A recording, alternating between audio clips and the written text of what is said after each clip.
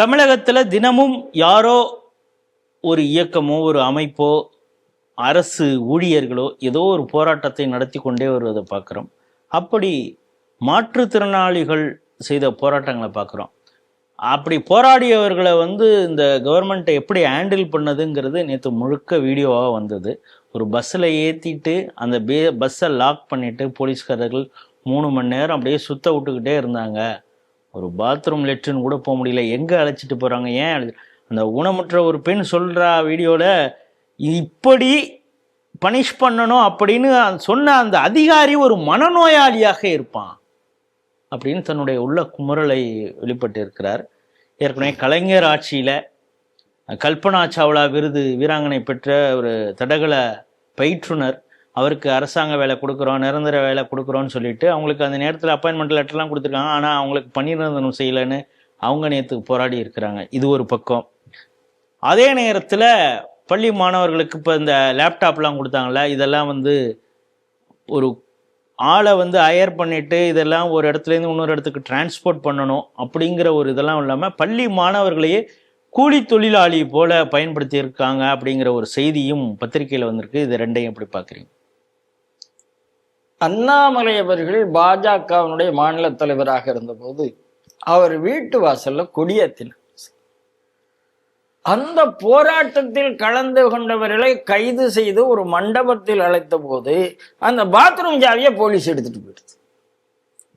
உடனே இவர்கள் எல்லாம் ஒரு ராத்திரி முழுக்க யாரையும் பாத்ரூமுக்குள்ள விடலை. இது ஒரு பெரிய சர்ச்சையாச்சு.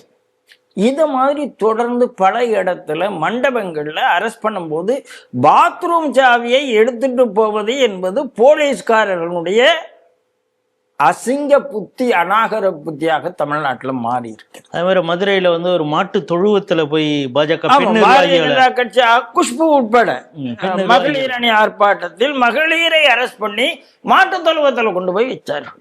இது நமக்கு தெரியும். மாட்டு தொழுவத்தை பக்கத்துல மாற்றுத்திறனாளிகள் அவங்க இறங்கணும், ஏறணும், அவங்களுக்கு ஏதோ ஒரு கஷ்டம் இருக்கு. அவர்களை கார்ல ஏற்றி கொண்டு சென்னை முழுக்க சுத்தி வர கிட்டத்தட்ட ஒரு 18 கார்ல அவங்க பஸ்ல அவங்கள அரெஸ்ட் பண்ணி சென்னை முழுக்க ராத்திரி முழுக்க சுத்திட்டு கோயம்பேடுல கொண்டு இறக்குறாங்க. எங்க போவாங்க அவங்க எந்த இடத்துல வந்தார்களோ அந்த இடத்துல அரெஸ்ட் பண்ண இடத்துல கொண்டு விடுங்க. எனக்கு புரியுது, அவங்க பண்ணிப்பாங்க. அப்போ ராத்திரி முழுக்க அவர்களை நீங்கள் இயற்கையின் அழைப்புக்கு இடமே கொடுக்கவில்லை. பல பெண்கள் இது ஹியூமன் ரைட்ஸா இல்லையான்னு எனக்கு புரியல. தமிழ்நாட்டில் இருக்கிற யாரோ ஒருத்தன் இருக்கிறான், மனித உரிமையான ஓடியே வரும் ஒரு திமுக காரன். அவன் பேர் என்ன? எனக்கு பேர் மறந்து போச்சு. கண்ணதாசன் அப்படின்னு. உடனே மனித உரிமையான ஓடி வருவான். எங்கடா இருக்கன்னு எனக்கு தெரியல. கண்ணதாசன், நீ எங்கே இருக்கிறாய்? மாற்றுத்திறனாளிகள் அவங்க இயற்கை அழைப்புகளுக்கு கூட விடை சொல்ல முடியாத அளவுக்கு அவர்களை பஸ்ல சுத்திருக்காங்களே, இந்த கண்ணதாசன் எங்க இருக்கான்? இதுதான் எனக்கு. இந்த மாதிரி நிறைய சமூக நல ஊழியர்கள், தனிமனித சுதந்திரம் பேசக்கூடியவர்கள், இவர்களெல்லாம் எங்க போனாங்கன்னு எனக்கு தெரியல. மாற்றுத்திறனாளிகளை கூட வதை செய்ய வேண்டும் என்று ஒரு அரசு இருக்குமானால் இந்த அரசு நல்ல அரசாங்கம் தான் மக்கள் யோசிக்கணும். நீங்க அப்படி சொல்றீங்க? போராட்டம் ஊனமுற்றவர்கள்னு அப்படியெல்லாம் சொல்லிட்டு இருந்தாங்க, கை கால் இல்லாதவங்க இப்படியெல்லாம் சொல்லிட்டு இருந்தாங்க. மாற்றுத்திறனாளின்னு அழகான ஒரு வார்த்தையை கொண்டு வந்ததே கருணாநிதி தான், அவர் தான். ஆமா, இப்படி வார்த்தையால வடை சுடுவது என்பது திமுகன்னு அர்த்தம்.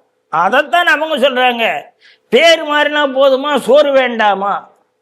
அப்போ வார்த்தையால் வடை சுடுவது என்பது இவங்க சொல்லுவாங்க. மாமி வடை சுடுறாங்க, நான் இந்த மாமியை சொல்லுவாங்கன்னு எனக்கு தெரியாது. திமுக காரர்கள் வேலையே வடை சுடுவதுதான் என்பதை காத்திருக்கிறார்கள். இப்போ மாற்றுத்திறனாளிகள் ஆர்ப்பாட்டத்தில் இருக்கிறார்கள். நேற்று மின்சார ஊழியர்கள் ஆர்ப்பாட்டத்தில் இருக்கிறார்கள். அங்கன்வாடி ஊழியர்கள் ஆர்ப்பாட்டத்தில் இருக்கிறார்கள். நீங்க 5000 கொடுத்துட்டு என்ன பண்ணலாம்? இந்த 5000மே 5000ங்கிறாங்க. 5 பயந்து போய் ஓட்டுக்கு கொடுத்த போய் 5000ன்னு சொல்றாங்க. அதனால ரொம்ப மோசமான ஒரு கொடூரமான ஒரு அரசாங்கத்தை சந்திக்க கொண்டிருக்கிறோம்.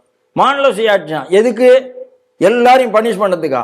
அதாவது இவர் என்ன சொன்னாலும் அதை கேட்டுக்கொண்டு நீதிபதிகள் இருக்க வேண்டும், காவல்துறை இருக்க வேண்டும், சட்டம் இருக்க வேண்டும், கல்வித்துறை இருக்க வேண்டும். இதுக்குதான் மாநில சுயாட்சினா எப்படி கொடுக்க முடியும்? அராஜகர்கள் வாசியில எதையுமே கொடுக்க முடியாது.